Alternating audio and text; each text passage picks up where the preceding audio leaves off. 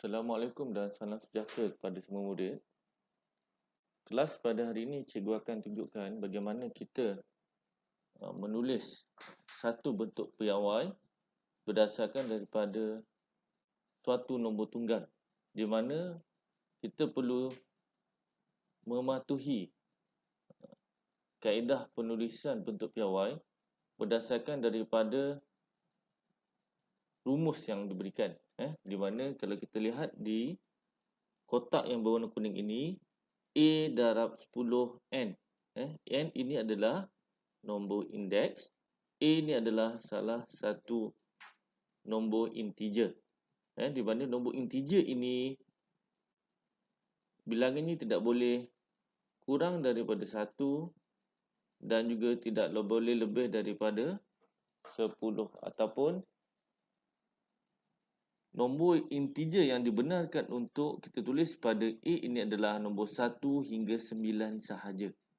10 tidak boleh. 0.9 pun tidak dibenarkan. 1 hingga 9 sahaja. So, ini adalah kaedah yang kita perlu patuh bila kita membuat penulisan bentuk piawai. Dan kenapa kita perlu belajar bentuk piawai ni?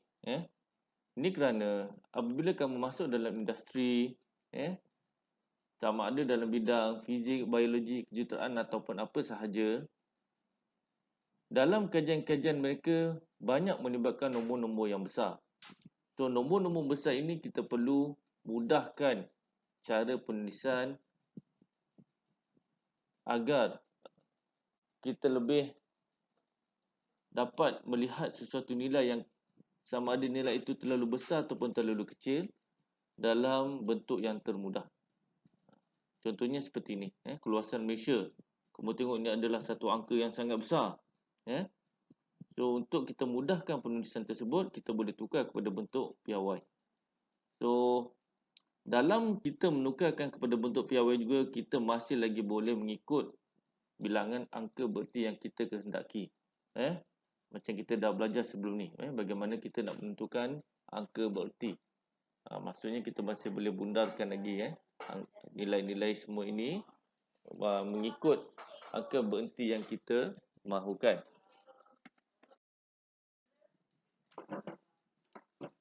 Untuk slide seterusnya, apabila suatu nombor tunggal ditukar kepada bentuk piawai, ini syarat yang kita perlu patuhi, iaitu nombor bernilai lebih daripada 1 akan menjadi ataupun memberi indeks positif, manakala nombor bernilai kurang daripada 1 akan memberi indeks negatif.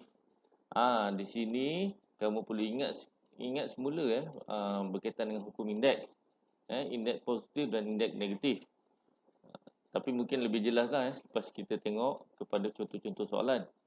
Di mana kalau kamu lihat ada dua anak panah cikgu berikan ini, cikgu tunjukkan ini, satu menghala ke kanan, satu menghala ke kiri. Ke kanan ini menunjukkan pergerakan titik perpuluhan. Cikgu nak mudahkan kamu sahaja, kamu tak payah pening-pening. Kita buat pergerakan titik perpuluhan dan pergerakan sama ada ke kiri atau ke kanan akan memberikan nilai kepada indeks tersebut. Dia akan menentukan indeks itu positif atau negatif. Ke kanan indeks negatif, ke kiri indeks positif. Ada contoh. Contoh ini mahu kita tuliskan nombor tunggal berikut dalam bentuk piawai. Iaitu nombor ini 28. 28 kita tukarnya. 28 bermaksud ada satu titik di belakang 8 ini. Kita tidak tulis tapi kita tahu ada satu titik di belakang ini.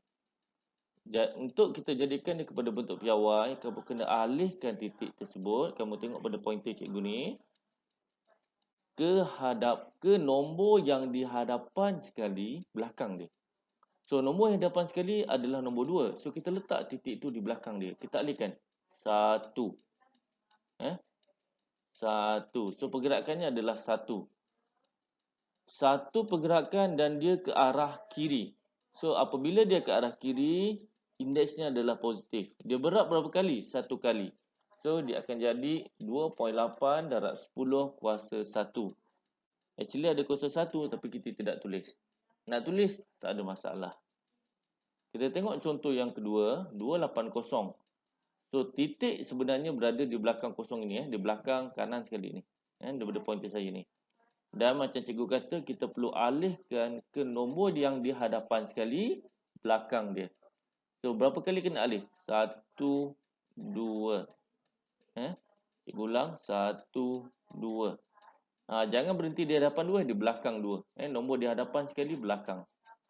So, kita bergerak sebanyak berapa kali? 2 kali. Bermaksud indeksnya adalah 2. Kita bergerak ke kiri atau ke kanan? Ke kiri. So, indeksnya adalah positif. So, positif 2. Kita boleh tulis 2.8 darat 10 kuasa 2. Iaitu indeksnya adalah positif 2. Nampak mudah kan? Okey. Cuba kita lihat kepada kali ini dalam bentuk perpuluhan. 0.325 dan lagi satu 0.00325. Dia nak tukar kepada bentuk piawai. Ambil syarat yang macam cikgu kata tadi. Pergerakan titik perpuluhan sama ada ke kiri atau ke kanan akan memberikan petunjuk sama ada indeks itu positif ataupun negatif. Okey, 0.325. Kat mana kita kena alih? Kamu kena alihkan di hadapan, di nombor 3 ini, sebab ada titik di hadapan nombor 3 ni. Ambil integer yang macam cikgu kata tadi, 1 hingga 9 di hadapan sekali. So, 3. 3 kamu perlu berhenti di belakang 3. Titik ini. So, kamu gerak ke kanan sebanyak berapa kali? 1 kali. So, ke kanan 1 kali. So, indeks dia adalah negatif. So, jadinya 3.25 darat 10 negatif 1. Kenapa 1? Sebab dia alih ke kanan sebanyak 1 kali sahaja. Kenapa negatif? Sebab dia bergerak ke sebelah kanan. So, dia akan jadi indeks negatif. Macam syarat yang cikgu tunjuk pada pointer ni. Nampak? Kita lihat kepada contoh yang kedua. 0.00325. Okey. Kita alihkan titik ni. Tengok pointer cikgu. Kita perlu pergi ke nombor di hadapan sekali belakang dia. Yang nilainya lebih daripada 0, iaitu 1. Iaitu 3 lah. Kita alihkan 1, 2, 3. Ulang 1, 2, 3. So, titik itu perlu berhenti di belakang 3. Dan dia bergerak sebanyak berapa kali? 3 kali. Ke mana? Ke kanan. So, ke kanan negatif. Bergerak 3 kali, so 3.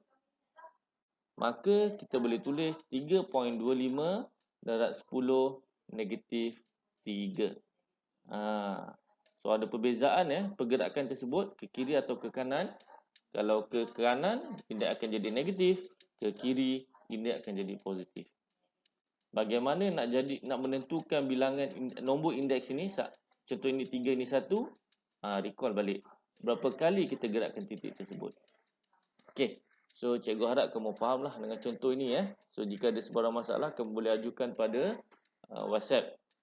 Dan cikgu nak kamu selesaikan latihan yang cikgu akan berikan dalam WhatsApp nanti. So, itu sahaja. Sekian. Terima kasih.